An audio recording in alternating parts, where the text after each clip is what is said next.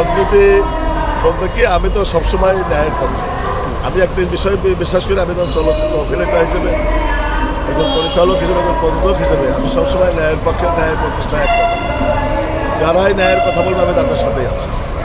ব্যক্তিগতভাবে আমি বিশেষ করে বাংলাদেশ জাতীয়তাবাদী সমবায় দল জ্যোতি আপা আহ্বানে আমি এখানে আসছি।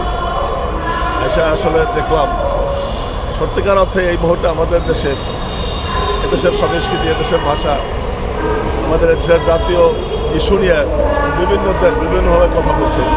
বিশেষ করে ভারত যেভাবে আমাদেরকে, আমরা বিভিন্ন রকম ভারতে বিভিন্ন বিষয়ে সন্ত্রাসী ভূমিকা রাখতেছে, বিষয়গুলো আসলে খুব ন্যাক্কারজনক।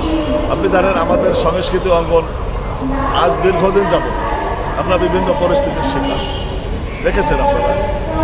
আমরা কোনোভাবেই এই আমাদের পার্শ্ববর্তী দেশের সন্ত্রাসী ভূমিকা থেকে আমাদের সংস্কৃতিকে আমরা ফিরিয়ে আনতে পারি না। আপনি দেখেন টেলিভিশন মিডিয়া দেখেন কতগুলি চ্যানেল, ভারতের কত চ্যানেল আমাদের দেশে চলছে, আমাদের কটা চ্যানেল চলছে ভারতের চলে না। কিন্তু আমরা কিন্তু দেখেন বৈষম্যর শিকার হয়ে আছি। এই ছাত্র জনতার এই আন্দোলন, এই ত্যাগে আমাদের যে সৃষ্টি হয়েছে সেটা থেকে আমাদেরকে কি উত্তোলনের পথ বের করতে হবে না? এই জন্য আমরা আজকে দেখেন ভারতের বিভিন্ন, আজকে আপনারা কিন্তু বিভিন্ন সাংবাদিক আছেন, আপনারা কি কখনো আমাদের পার্শ্ববর্তী কোনো দেশকে নিয়ে কোনো কটূক্তি করেছেন, কোনো মিথ্যা প্রচারণা চালাচ্ছেন? এটা আমি বিশ্বাস করি আমাদের বাংলাদেশের মিডিয়াগুলি বা আমরা যারা আছি, সাংস্কৃতিক অঙ্গনে আছি, রাজনীতিবিদ আছে, কেউই কিন্তু কখনো আমরা পার্শ্ববর্তী দেশ নিয়ে কথা বলি। কিন্তু আজ আমাদের পার্শ্ববর্তী দেশ আমাদেরকে দিয়ে নানা রকম কথা বলছে, এটা আমাদের কাম্য নয়। এগুলো নিয়ে আমরা আজকে এখানে আলোচনা করেছি। আমরা এই সমস্ত অগ্রাসী চাই না, আমরা শান্তিপ্রিয় বাঙালি জাতি, শান্তিপ্রিয়, আমরা শান্তি চাই।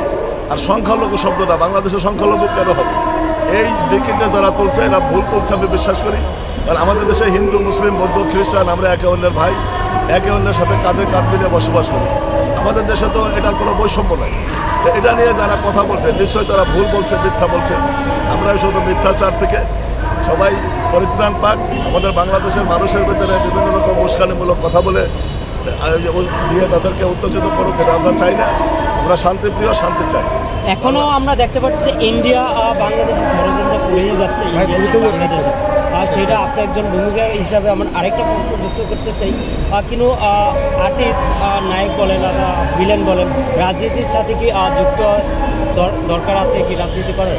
সেই বিষয়টা আপনি একজন অভিনেতা হিসাবে একজন কি বলবেন? আমি একজন অভিনেতা হিসেবে বলতে চাই, অভিনেতাদের জন্য রাজনীতি, অভিনেতাদের জন্য সবাই সমান। আমরা বাঙালি, আমরা বাংলাদেশি, আমি বাংলাদেশের একজন গর্বিত সন্তান। আমি একজন অভিনেতা হিসেবে আমি বলবো, আমি আগেই বলেছি, আমি কোনো দল মত নির্বিশেষে সবার আগে আমি ন্যায়ের পথে, সবসময় আমি ন্যায়ের পক্ষে আছি, ন্যায়ের সাথে থাকি, ন্যায় প্রতিষ্ঠা একবার। তবে আমি কষ্ট পাই যখন দেখি একজন নেতা সে নেশাখোর, যখন দেখি একজন নেতা মিথ্যা কথা বলে। এইটা থেকে আমাদের দেশের সমস্ত জাতীয় নেতৃত্বদেরকে বলবো, আপনারা যখন কোনো নেতা নির্বাচন করবেন নিশ্চয়ই এগুলি খেয়াল করবেন।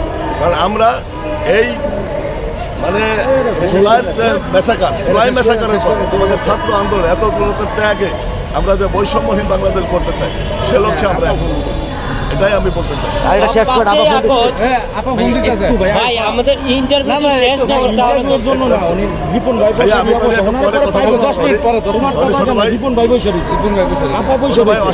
আপা অপেক্ষা করছে, একটু কথা বলে আসছে।